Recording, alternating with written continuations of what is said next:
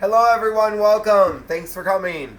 Today I'm going to show you how to make a do-it-yourself body wash. My name is Travis. And here I have some ingredients. We have some distilled water and some Castile soap, Dr. Bronner's, little jojoba oil and some aloe and some honey, some glycerin and some vitamin E oil. We have some essential oils here. I'm going to use a little bit of rose water. Most of this stuff is actually optional because really all you would need is some type of an oil with your Castile soap, and maybe, like, if all you had was just these, that would work perfect. But all this other stuff is very readily available at most of your grocery stores, and if you can't get it there, then you can get it online. I got all of my essential oils on Amazon, including Young Living. So, the first thing we have to do, I even got some bottles that I wanted to show you that I got off Amazon. These are some nice little bottles. Or, actually, these ones might have came from Walmart. But either way, they're little bottles. And this is some shea butter. I already cut off a little bit because we're going to go melt. That's the first thing we got to do, is we have to melt some shea butter.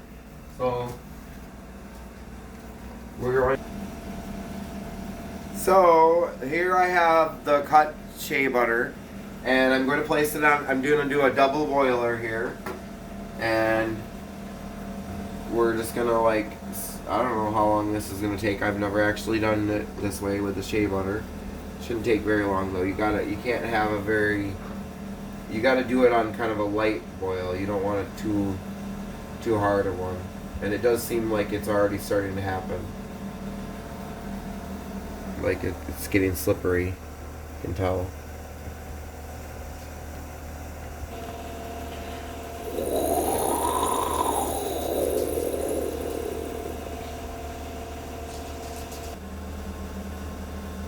So after a few minutes, then you get this nice liquid consistency. But you don't want to let it go. Definitely don't want to let it boil. So I'm just gonna pour that in. Well, yeah. I'm gonna just pour that into a bowl here.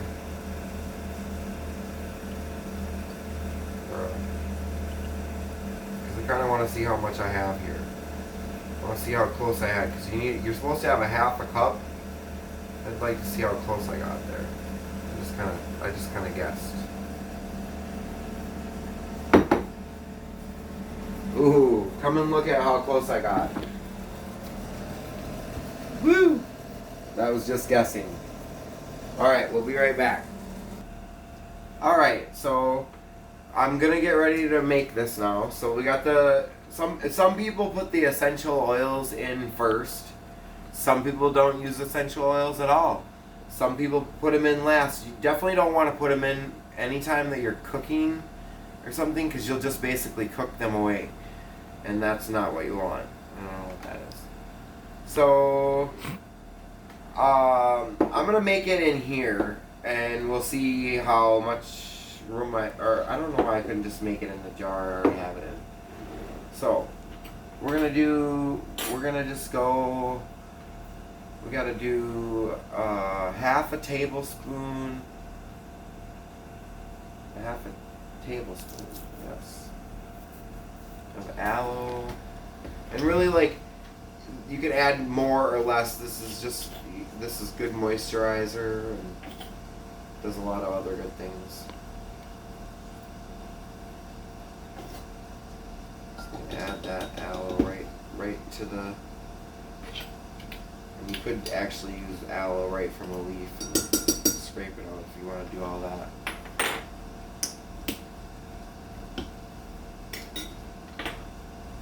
Then we gotta do a tablespoon of glycerin.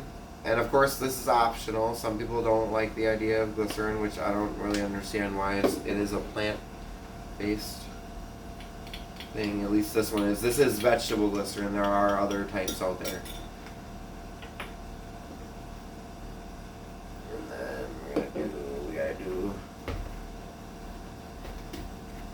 This ingredient makes it not vegan, or that could be disputed. We're going to put in a tablespoon of raw honey. Make sure it's raw. Or yeah. Alright. And I never put in. I'm gonna use oil or some jojoba oil in this one. And I don't know, I'm just gonna use probably like a couple of tablespoons. It was probably, I think it was another recipe I was looking at that had it in there. I don't think this particular one had it in there, but I still want it in there. See, that's just optional. You can use, I'm actually gonna use a couple. You can use jojoba oil, you can use fractionated coconut oil. You can really kind of play around with it and do whatever you want. Okay, so I want to know what I've already put in there. I got this in there, and I got that in there. And I have the glycerin in there, the honey in there. I still want to have some vitamin E oil. I'm going to do a teaspoon of that. Alright. And I kind of wanted to have some rose water in there, and I'm going to add that this time. And I'm just going to put a couple teaspoons in there. You don't really need too much. And I'm just going to stir it up here.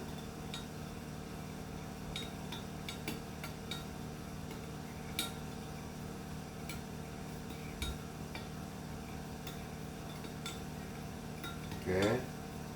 And then this is where I'm going to add the Castile soap. And I'm going to add 1 cup of that.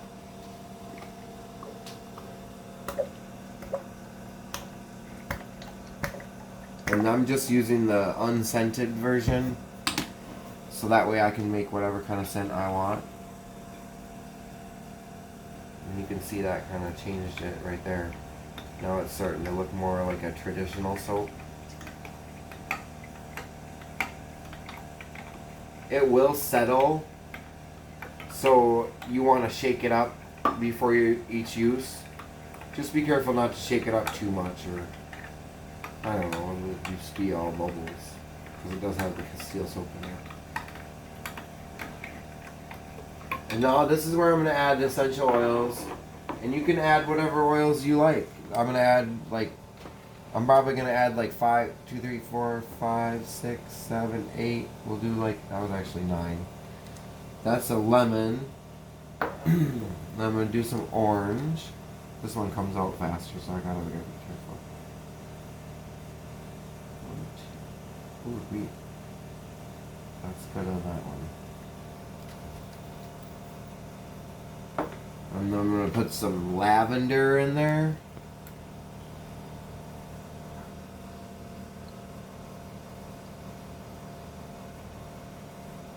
9, 10 to that one.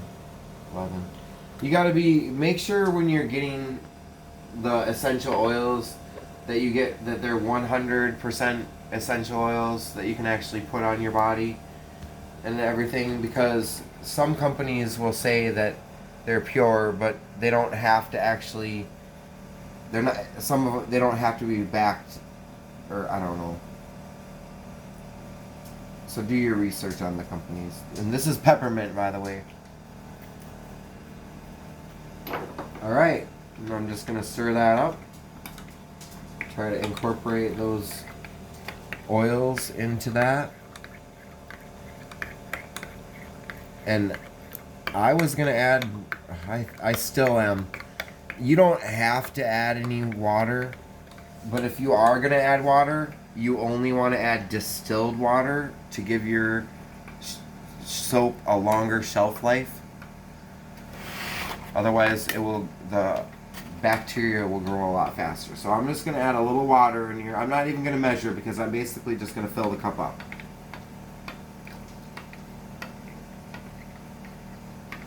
Because I want to use this as a foaming body wash, and in order for me to get that to go through my foamer, it's going to have to be more liquid than what it was.